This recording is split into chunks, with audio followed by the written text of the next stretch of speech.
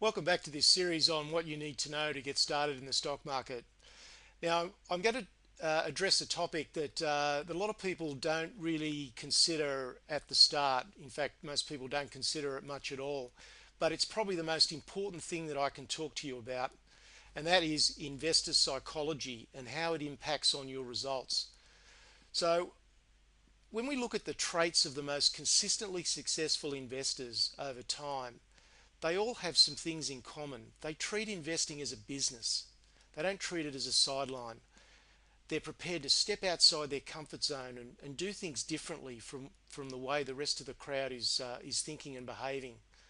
They take personal responsibility for their results. They don't go around blaming the market or blaming other people for their poor results. They recognize early on that they require a support and a mentor group, because this is very difficult to do on your own, because you've got so many conflicting signals in the marketplace. And they overcome their lack of confidence and their fear of the uncertainty that is really a feature of the stock market. Now, in 1990 in America, there was a survey done of a lot of traders and investors. It was a very extensive survey done by a PhD person. And that concluded that only about 10% of the people that participate in the market actually make any worthwhile money, and that there was only an elite 5% that made more than about 25% a year on a consistent basis.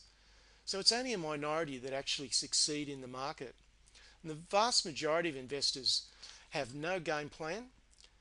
They don't move and take advantage when the odds are in their favour. And they don't understand how the market influences their behaviour. So it's no wonder that they don't succeed. So the really important point to understand here is that the strategy that you use has little relevance if you don't understand that the market actually causes you to do irrational things. You know, we are wired to behave and think in a certain way, and that behavior is actually 180 degrees the wrong way around. So you actually need to start to do a few things differently in the way that you think and perceive about the market.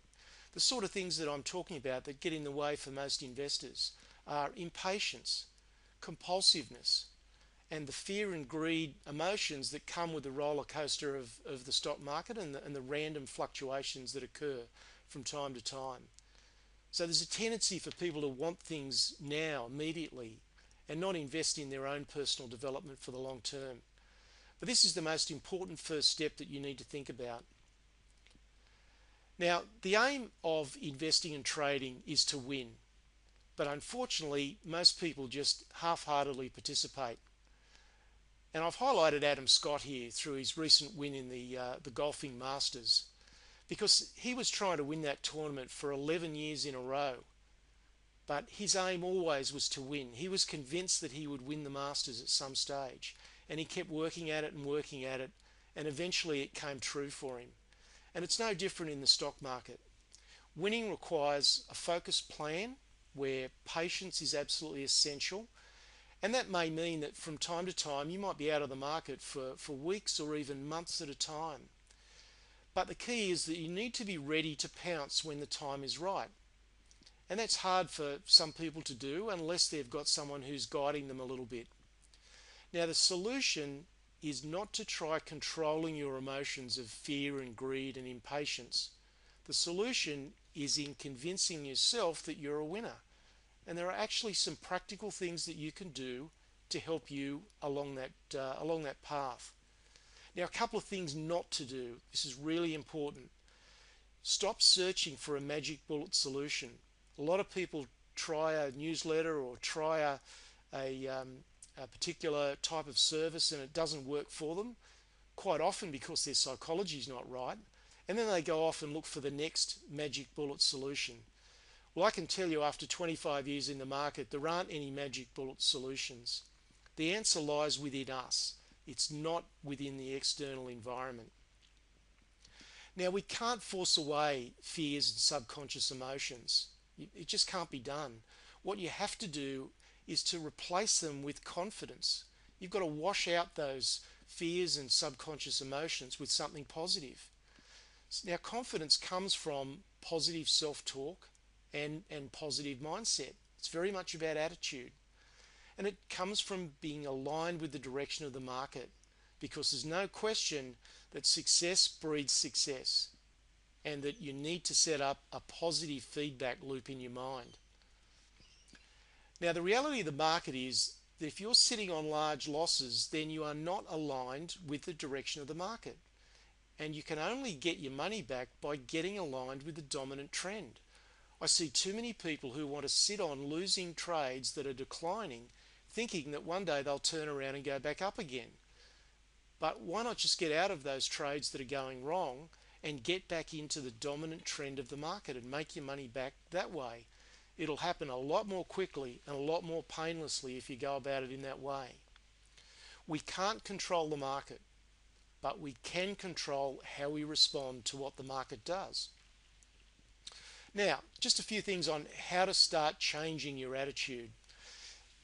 Now, the first thing is you need to set some concrete goals. Now, I know that's something that a lot of people tend to resist, but it's just so critical in the stock market. You need to know what your outcome looks like over the next 2 years, 5 years, 20 years. You need to develop a simple, low activity game plan that allows you to achieve that outcome. And if you're a trader, you certainly need to use stop losses so that you can keep your losses small and let your winners run.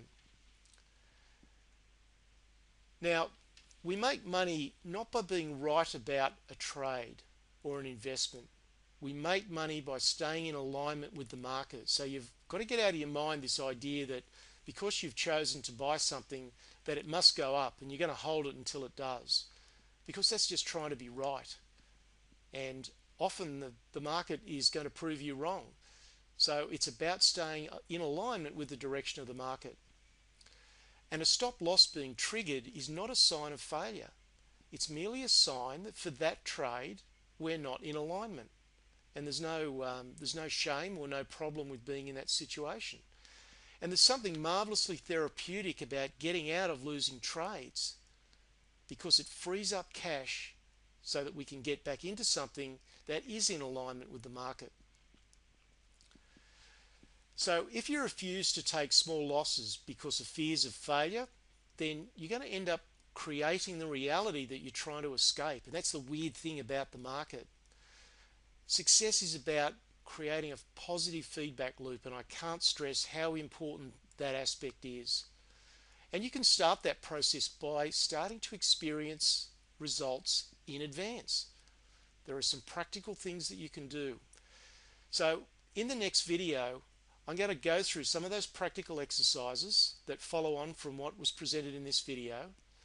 But just a point, these videos aren't about teaching you things. I can't teach you things per se.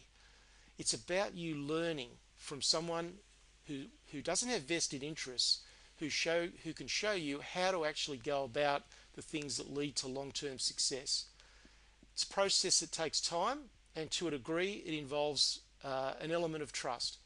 But it's the only way that you're going to be a long-term successful trader or investor. Cheers till next time.